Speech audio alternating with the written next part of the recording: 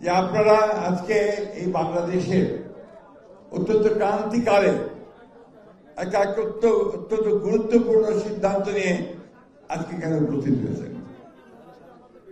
সেই সিদ্ধান্তটি হচ্ছে যে এই যে 2024 সালের ছাত্রগণ অভ্যুত্থানের পরে একটা নতুন বাংলাদেশ গড়ে তোলবার যে সুযোগ সৃষ্টি হয়েছে, একটা সত্যিকার অর্থেই অসাম্প্রদায়িক সকল জাতি ধর্মের অধিকারকে যেখানে সংহত করা হবে, রক্ষা করা হবে, যেখানে সকল মানুষের তার অধিকারকে প্রয়োগ করতে পারবে এবং আমরা অর্থনীতিতে, রাজনীতিতে সকল মানুষের অধিকারকে নিশ্চিত করতে পারবো, সেই ধরনের একটা বাংলাদেশ গড়ে তুলবার সুযোগ সৃষ্টি হয়েছে।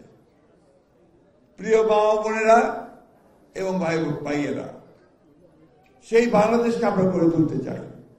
সেই বাংলাদেশকে আমরা নতুন করে পুরনো অতীতটাকে ভুলে গিয়ে, আমাদের যত তিক্ততা আছে সবকিছু ভুলে গিয়ে একটা সত্যিকার অর্থেই সাম্প্রদায়িক, প্রগতিশীল এবং গণতান্ত্রিক বাংলাদেশ, সমৃদ্ধ বাংলাদেশ গড়ে তুলতে চাই। আমাদের দলের প্রতিষ্ঠাতা, স্বাধীনতার ঘোষক শহীদ প্রেসিডেন্ট জিয়া রহমান বীর উত্তম সেই বাংলাদেশ স্বপ্ন দেখেছিলেন এবং তা গড়ে তুলতে শুরু করেছিলেন।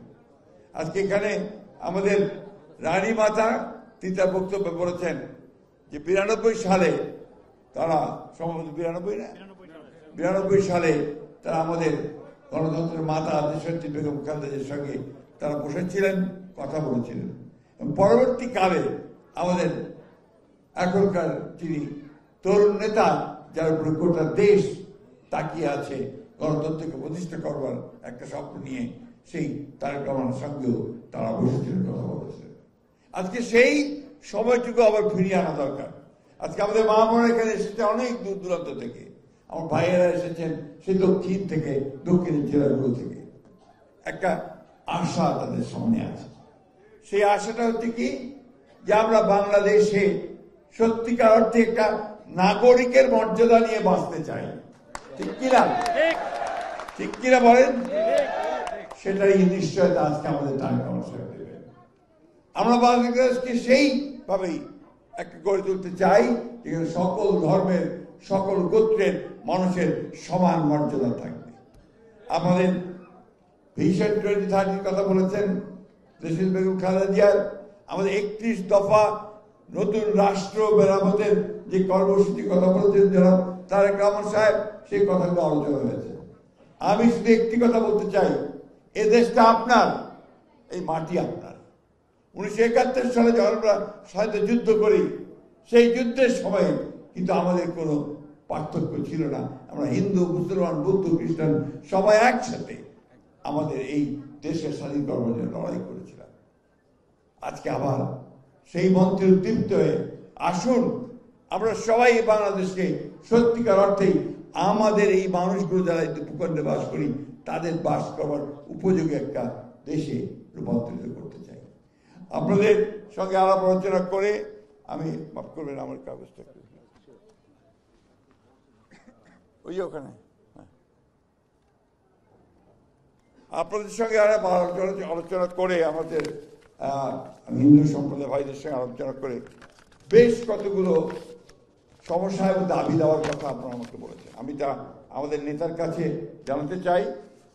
অর্পিত সম্পত্তি প্রত্যার্পণ আইন বাস্তবায়ন চেয়েছেন আপনারা সংখ্যালঘু সুরক্ষা আইন চেয়েছেন, জাতীয় সংখ্যালঘু কমিশন চেয়েছেন, সংখ্যালঘু মন্ত্রণালয় চেয়েছেন, দেবত্ব সম্পত্তি সংরক্ষণ আইন চেয়েছেন, ট্রাস্টের পরিবর্তে হিন্দু ফাউন্ডেশন চেয়েছেন, মনোনয়ন জাতীয় সংসদ সহ জাতীয় জীবনের সর্বস্তরে সংখ্যালঘুদের যথাযথ প্রতিনিধিত্ব নিশ্চিত করার কথা বলেছেন। আরেকটি বিষয় যেটা হয়েছে যে কিছু মামলা বিভিন্নভাবে আপনাদের উপর চাপানো হয়েছে, সেই মামলাগুলো যদি প্রত্যাহার করা হয় সে ব্যাপারে আপনারা বলেছেন।